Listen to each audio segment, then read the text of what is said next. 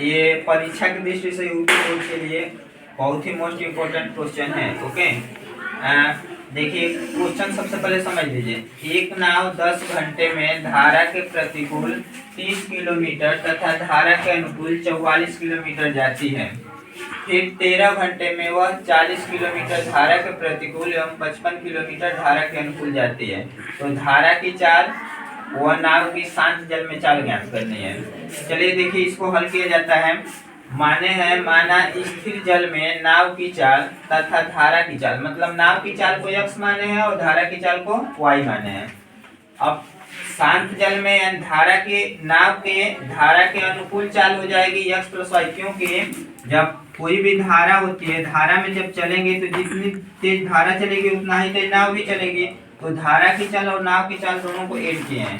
फिर नाव के धारा के प्रतिकूल चाल, मतलब कि जैसे मान लीजिए कि हम लोग चलते हैं, आधी आती है, तो आधी के अगर प्रतिकूल चलेंगे तो हमको उतना रोकेगी, अगर अनुकूल चलेंगे तो उतना ही क्या करेगी, ठेलेगी। हाँ, दबाव देगी, उतना ही तेज हम लोग चलेंगे। तो इसलिए क्या किए हैं, प्रतिकूल में क्या किए हैं, उतना घटा रही है तो x माइनस वाई मान लिया, अनुकूल में उतना जोड़ रही है तो x प्लस वाई मान लिया। अब देखिए कह रहा है 30 किलोमीटर की दूरी, तो लिखे नाव के 30 किलोमीटर दूरी धारा के प्रतिकूल चलने में लगा समय। अब समय बराबर सूत्र क्या होता है, समय बराबर होता है दूरी बटे में चाल। ठीक, तो दूरी कितना है, 30 किलोमीटर है, और चाल देखिए इसके प्रतिकूल कितना चाल है, x माइनस वाई, तो वही 30 बटे में x माइनस वाई। सेम उसी तरह 40 किलोमीटर दूरी धारा के अनुकूल चलने में, उसकी है कितनी, 40 है, 44 है, 44 है यहाँ, तो 44 बटे में कितना, x प्लस वाई, क्योंकि x प्लस वाई अनुकूल है।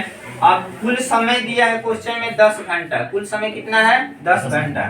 तो अब इसलिए यानी समय बराबर दूरी बटे में चाल। ठीक, तो देखिए 30 बटे में x plus y, x minus y माने हैं, अब दोनों को जोड़ेंगे यानी कुल समय बराबर होता है कुल दूरी बटे चाल, यानी 30 बटे में x माइनस वाई प्लस 44 बटे में x प्लस वाई, ये 10 घंटा समय लगा, समीकरण नंबर 1।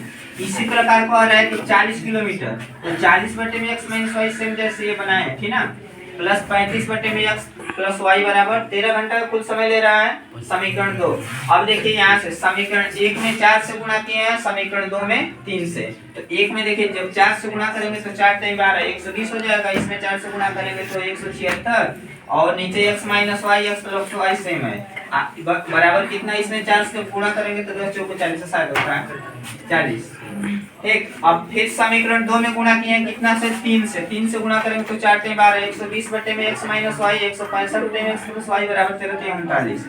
अब देखिए इसको समीकरण इन दोनों को क्या किए, घटाए हैं, जब घटाएंगे तो ये माइनस हो जाएगा, तो ये टोटल कैंसिल हो जाएगा। ठीक, अब इसको हल करेंगे तो देखिए 176 में से 165 निकलेगा तो 11 बचेगा। और आप लोग जानते हैं कि जैसे मान लीजिए 3 बटे में 4 प्लस 3 बटे में 4, अगर 4 बटे में 4 प्लस दोनों को जोड़ते हैं, आज ये हर होता है, एलसीएम सेम वैसे रखते हैं तो 60 बटे में 4 होता है। इसी तरह से ये दोनों का हर है, तो हर को सेम रख लिए हैं, इसमें से इसको घटाए हैं, जब घटाएंगे तो 176 में से 165 यानी 11 बटे में x प्लस वाई बराबर 1। फिर किसका गुणा किए हैं तो x प्लस वाई बराबर 11, समीकरण नंबर 3।